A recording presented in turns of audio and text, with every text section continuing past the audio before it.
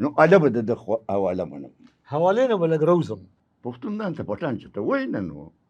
دا خو ته هندوستانیان وایي. نو خو ملا صاحب ته خو دا پته نه وه، هغه هلته بټان اورېدلی و. نو د دې دپاره بتان روایات دي، تاریخ دی، لفظ لفظ ټکې ټکې پکې په ریکارډ دی، د دې واقع ذکر پکې نشته. د کیس عبدالرشید والا ها بله دا بې علمي که نه چې ورته یې ووایي چې قیس نوم یې وله بدل کړو چې دا د یهودیانو نوم دی، نو دلته مو نه دی پوه شوی. عربو کې خو 200 کسان دغه وخت کې موجود وو، کیس خو او عبدالرشید نوم نه پخوا چېرته عربو کې و، بتان سینې ته وایي. هغې کې هم غلط شوی دی په ګرامرو کې. هغه دی چې وایي چې دا د کشته د کشته بطن، دا بطه مارغه نه دی، دته هم بطه په دې وایي چې دی په سینه ځي. نو د کشته دی لاندې دغه ته سینې ته بط، خو د عربی ګرامرو په لحاظ باندې دې ته بطان نه شي ویلی، بطن ورته ویلی شي. نو ملا صاحب چې دی راغلو رای وستو، هغه سره 40-50 څوک اویا یادوي کسان نورم. اوس پوه نه شو چې هغه 40-50 کسان که د قبیلو نو نو د خاندانونو مشران خو به وو، هغه چېرته لاړل، مړه شول، ودونه یې نه وکړي چې پښتانه صرف د کیس د دریو دا مې درته دې پورې ووایي چې جوړه کړی شوې نظریه ده چې دا ډېره مهمه خبره ده چې اورېږه دا خبره والله پوره سر ته نه ده رسېده. دا خبره راغله، دا خو ډېره مزېداره کیسه وه. او دلته دا چا تپوس چې هغه وخت کې نه دی کړی چې که دا پیشو ده نو غوښه چېرته لاړه، او که غوښه ده نو پیشو چېرته لاړه، چې بني اسرائیل هم شول بدلې نه دا پښتون چېرته لاړو یا چېرته نه بیا راغلو. خیر دا کیسه مشهوره شوه، دې کې ورپسې راغلل انګریزان. نو د هغه وخت کې دې نظریې نورم بله کیسې ورپورې جوړې شوې. نو کېدای شي چې دا کیسه چلېدلې وي، خو دې کې ناګانه هټلر پیدا شو، د خو زیاتو سخت دشمن پیدا شو، او هغه ورځو کې افوا خوره شوه چې هغه په روس کې داخل شو. افوا خوره شوه چې هغه به د روس نه په افغانستان اوړي او هندوستان ته به ځان رسوي چې د آریایت مرکز دی. سواستیکه به هلته لهراول، د هندوستان جنډ هم سواستیکه ده او د هغه هم سواستیکه ده. فورا ایراني اساطیر خو موجود وو، میت کیسې افسانې خو موجودې وي، بس زر یې راواخېستل او پښتانه آریه کړل. د حالاتو مطابق دواړه نظریې چې دي نظریه ضرورت نه پیدا شوي دي، نه چا تحقیق کړی دی، نه چا تاریخ لوستی دی، نه د پښتنو نفسیاتي مطالعه چا کړې ده. یعنې یو کوم خپله نفسیاتي د هغوی د کلتور، د هغوی د ژبې، د هغوی د دغه مطالعه به هم کې چې دا کوم قسم قوم دی. نو هله به بیا د دوی په تاریخ. نو دا خبره مې ته لنډه کې راده، خو دا خو ډېره اوږده، خو اصلي خبره پکې دوباره کوم چې د پټان او افغان لپاره خو په یو کتاب او بل کتاب پښتون غریب د اصلي نوم خو پښتون دی. دغه دواړه نومونه خو ډېر وروسته راغلي دي او ځان ته چرم نه وایي، په پښتون به چرم ځان ته پټانو نه وایي، ځان ته پښتون وایي. خو ملا صاحب ته پته څه وه، خواږه کې وو او پارسیوانو. دا ډېره مهمه خبره ده جي. او تقریبا که موږ وګورو نو ډاکټر صاحب زموږ په دې معاشره کې عمده خبرې پښتنو کې خوري دي. بیا دا خبره کېږي چې د لاست ټرایب یو موږ هغه اووم ټرایب دی او د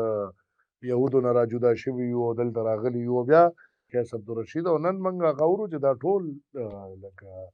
افسانې دي. زه به دا ووایم چې حقیقت نه دی، افسانې دي او د وخت په ضرورت د جنګونو نه ساتنو دپاره د خپل هر څه دپاره یو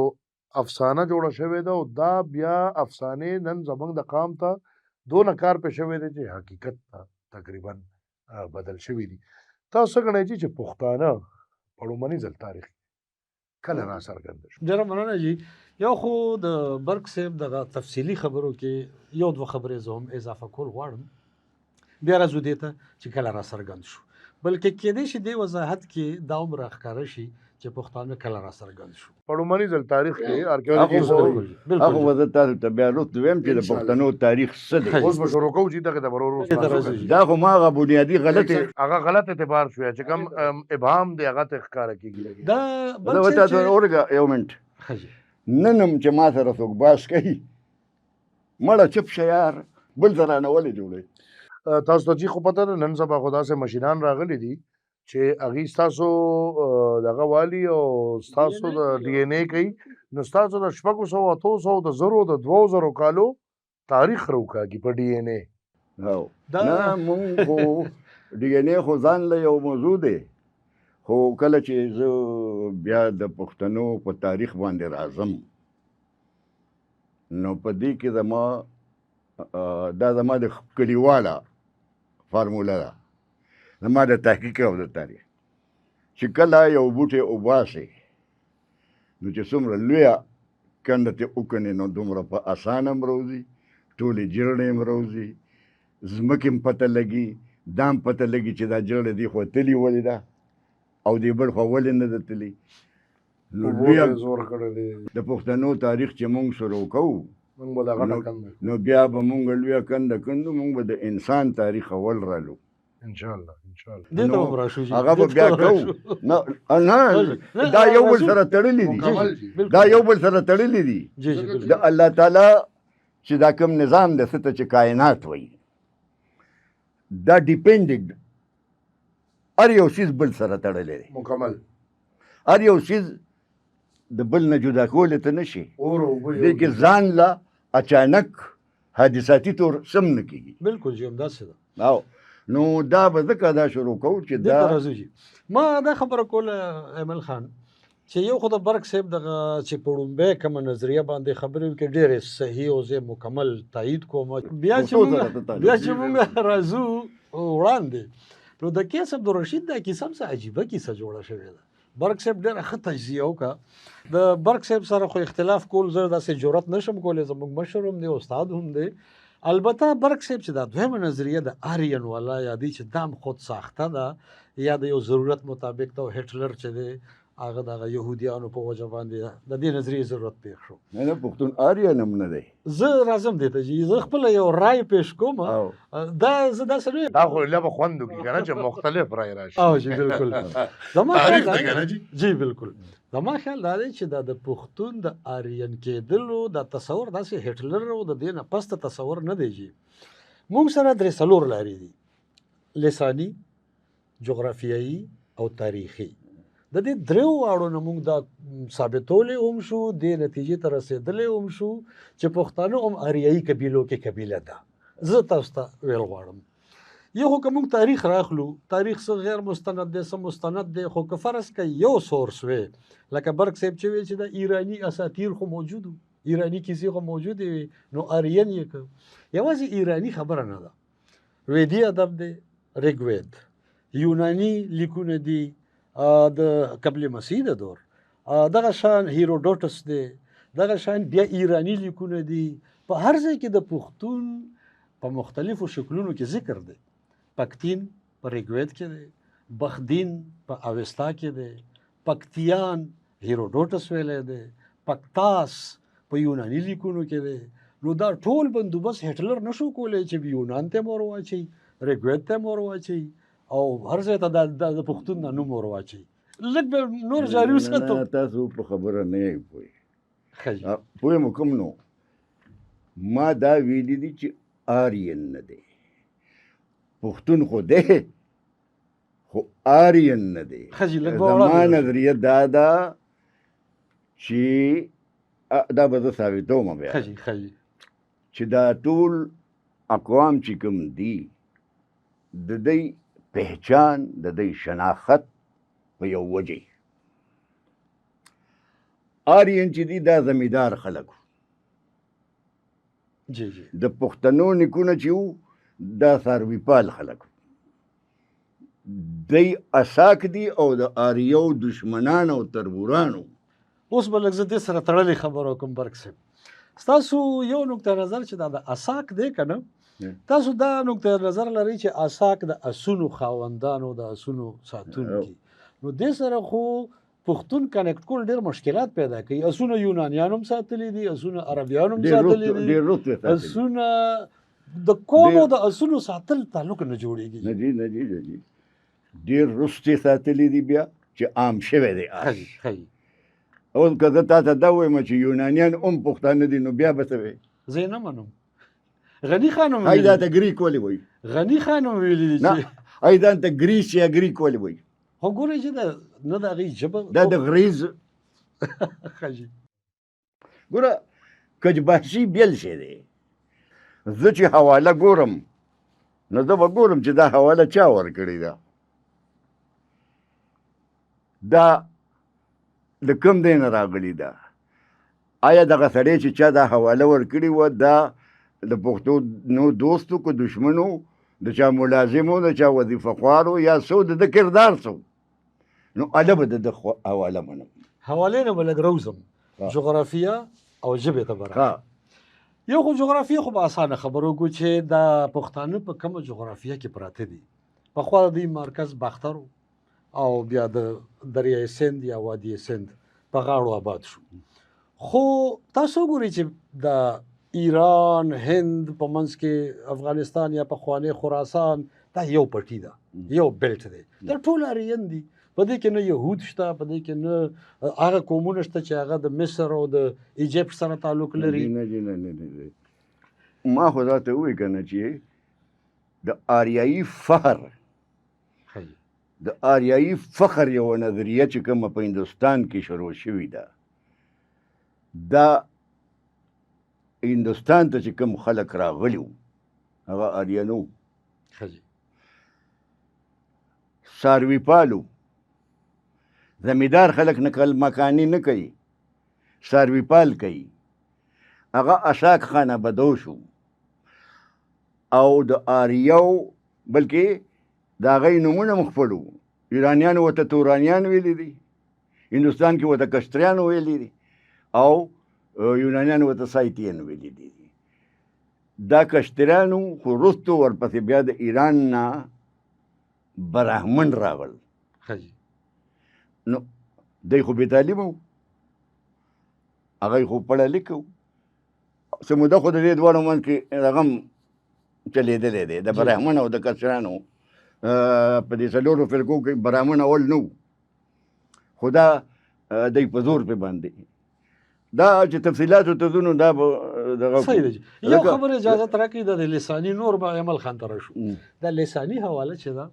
دا پښتو ژبه چې ده دا چې په د ژبو په کم خاندان کې شمېرلی شي نو هغه هم انډو آریین کې انډو ایرانیان ګروپ دی یعنی په هند آریایي ژبو کې هند ایراني ژبه ده نو بیا مونږ آریایي ژبه یو بس یو خبره چې ستاسو دې به وکړي خیر دی بیا به مخکې جی بیا به تاسو وضاحت وکړئ ګورئ چې په دې ژبو کې د دې اوازونو خپل یو صلاحیت دی دا پښتو داسې ژبه ده چې د آریایي ژبو اوازونه ادا کولی شي یعنی په سنسکرت کې ګاف ډال ټې موجود دي پښتانه ویلی شي په فارسي او په ایراني ژبو کې چې پې وغیره موجود دي پښتون ویلی شي عرب دا یو نشي ویلی ځکه چې هغه ایجپت او هغه د یهودیانو او د هغه پټی خلک دي مونږ د آریایي د ایران او هند ترمنځ پراته خلک یو مونږ د سنسکرت ژبې اواز هم ادا کولی شو ځکه چې آریایي ژبه ده مونږ د ایراني ژبو اواز هم ادا کولی شو ځکه چې آریایي ژبه ده نو دې منځ کې د پښتانه به بیا څه چې عام آریین دي دا هم آریین دي په دې منځ کې دا څه دي نو نور ډېر بحث نه کوم برق صاحب خپل وضاحت وکړي آریین چې دی دا ډېر لوی غلط العام دی په تاریخ کې آریین د غلط العام په دې دی چې هندوستان ته کوم خلک راغلي دي دی پسې کله چې بیا برهمن راغلل نو ما خو تا ته ووایي چې پښتانه خو بې تعلیمه خلک چې ورته ووایي تاسو آریایي نو به ورسره ومنل پکې صفتونه مو واچول چې شریف او نجیب او دغه وغیره وغیره دا ټول د برهمنانو کار دی ایراني برهمنانو کار دی د هغه به هم نه چې هغه ایراني برهمنان څوک وو هغه به هم بیا نو ټکی دا د پښتو اړ دی. په ژبه چې سره بیا د بحث کوم نه زه به دا ثابته کړم چې دا تا کومې حوالې راکړې څوک دی الفلسټن دی میکس مولر دی دغه دی نو هغه یې دا جادو ورسره و چې هغه یې ټول ګپې لګولې دی. نه ګوره د یورپ او د دې خلک ټول آریین راته وایي جی جی د آریایي فخر دپاره اوس ته دا ته خو به دام نه منې چې دا آریین کله راغل نو زه تا ته یو سړی ښیم هغه په یو رساله کې لیکلي وو وزیر آغا ډاکټر جی جی صلاح الدین صاحب په رساله کې لیکلي وو چې هندوستان د ګنده اوبو یو جوهر و په دې کې آریا د تازه دارې په شکل کې ده. ښه جی د دې نه وړاندې ته د موهنجو ډاړو رحمان ډیری مهرګړ دا هړپه جی جی دا تهذیب وګوره دا خو خانبادو سرویپالو او هغه کوم دی ته تهذیب رسولی وو ډېر بره تللی جی بالکل دی هغه تهذیب تباه کو د تازه اوبو داره پکې نه ورور د وینو داره پکې شامله هغه پر امن خلکو د بقای با هم اسټکه او د راوړو جی جی په دې ټولو آثارو کې ته ماته وښیه د وړو لوبې هم پکې شته خو توره چاکو پکې نشته صحیح هغه خلک جنګیالي نه وو بالکل بالکل اصلي آریا هغه یې وو ځمکې سره کار و زراعت کار و اصلي آریا هغه دی چې دی ورته پروټو آریان وایي دا خانه بدو شو دی راغلي وو توره یې په لاس وه هغه غریبانان په اقلیت کې وو نه هغه یې په اکثریت کې وو د چا نه شودر جوړ کو د چا نه نشاد جوړ کو دا دوه ټکي دي جی جی جی بالکل بهرحال ایمل خان تاسو وړاندې بول زه چې عمده تکل به موږ راوکا کو عمدې لمنګ ناستي وو لکه په دونه غټه سطح دا وګوره نو لکه زما په شان عام سړی یا د یو ریړې والا یا د تختې والا هغه جز بسونه په دې ارسه کې کنفیوز دي چې لکه نن سکالرز په دې کې متفق نه راځي زمونږ تاریخ خو عمدې ته موږ ناستو چې انشاءالله دا چیز به را څرګندو. زه چې سوال یو ډېر اسان یا ساده سوال ته ورځم چې دا پښتانه په تاریخ کې په لومړني ځل مخې ته کله راغلي مخې ته